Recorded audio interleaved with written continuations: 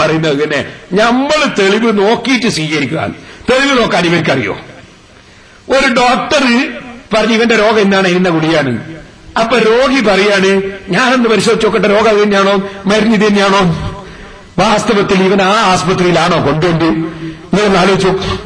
നമ്മക്ക് നിയമം അറിഞ്ഞുകൂടാത്തോണ്ടല്ലേ അറിയാവുന്ന ഷാഫി ഇമാം റളിയല്ലാഹു നമ്മൾ പിന്തുടരുന്നത്, അറിയാവുന്ന അബൂ ഹനീഫയെ ചിലർ പിന്തുടരുന്നത്, അറിയുന്ന മാലിക് ഇമാമിനെ പിന്തുടരുന്നത്, അറിയുന്ന അഹ്മദ് ബിൻ റളിയല്ലാഹു പിന്തുടരുന്നത്. അങ്ങനെ നമ്മൾ പിന്തുടരുമ്പോൾ ഒരു കൂട്ടർ പറയാണെന്ത്, അവരെ പറഞ്ഞ ഞാനോ ഇതിന്റെ നിയമം ഒന്ന് ഞങ്ങളൊന്ന് പരിശോധിച്ച് നോക്കട്ടെ.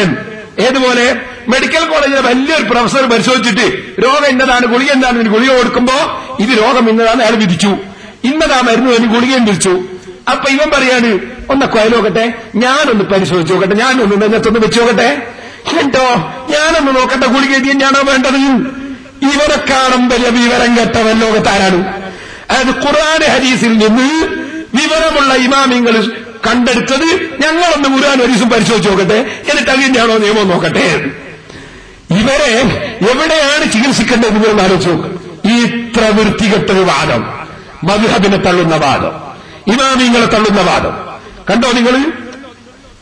ഇതിൽ ഇവരെ വിചിന്തനത്തിൽ എഴുതുകയാണ്. പടുത്ത് 2006 ഇതായത് ഏതെങ്കിലും ഒരു മദ്ഹബിനെ അന്ധമായി അനുകരിക്കരുത് എന്ന് പറയുന്നവർ അവരങ്ങനെ പറയാം, അന്ധമായി അനുകരിക്കരുത്. എന്താ ഈ അന്ധമായി എന്ന് പറഞ്ഞാൽ? കണ്ണൂടാനോ? കണ്ണൂടാതെ അംഗീകരിക്കാനോ? ഞങ്ങളാരും ഒരു മുസ്ലിമും ഒരു മദ്ഹബിന്റെ ഇമാമിനെയും അന്ധമായി അനുകരിക്കുന്നില്ല. ഞങ്ങൾ തെളിവിന്റെ അടിസ്ഥാനത്തിലാ എന്ത് ചെയ്യുന്നത്, അനുകരിക്കുന്നത്.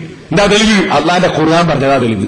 അള്ളാന്റെ ഖുർആൻ പറഞ്ഞ അറിഞ്ഞൂടാത്തവർ അറിവുന്നവർ പറയുമ്പോൾ സ്വീകരിക്കണം, അറിവില്ലാത്തവർ അറിവുള്ളവർ പറയുന്നത് സ്വീകരിക്കണം.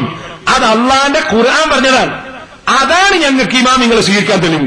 അപ്പൊ ഞങ്ങൾ അന്ധമായിട്ടല്ല അനുകരിക്കുന്നത്, നിങ്ങൾ തെളിവിന്റെ അടിസ്ഥാനത്തിലാണ് ഇമാമിങ്ങളെ സ്വീകരിക്കുന്നത്.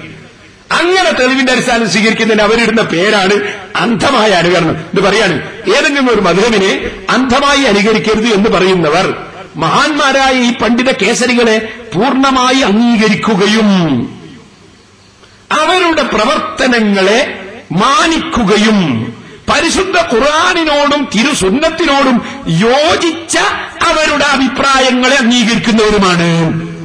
അപ്പൊ ഇമാമിങ്ങൾ പറഞ്ഞത് ഖുർആനോട് ഹദീസിനോട് യോജിച്ചിട്ടുണ്ടോ എന്ന് ഇവരൊന്ന് നോക്കുക. എന്നിട്ട് യോജിച്ചത് എടുക്കുക, യോജിക്കാത്തത് തള്ളിക്കളയാ. അപ്പൊ ഇവരാരായി? ഷാഫി ഇമാമിനെ കാണുമ്പോൾ ഇവരുള്ള ആള്.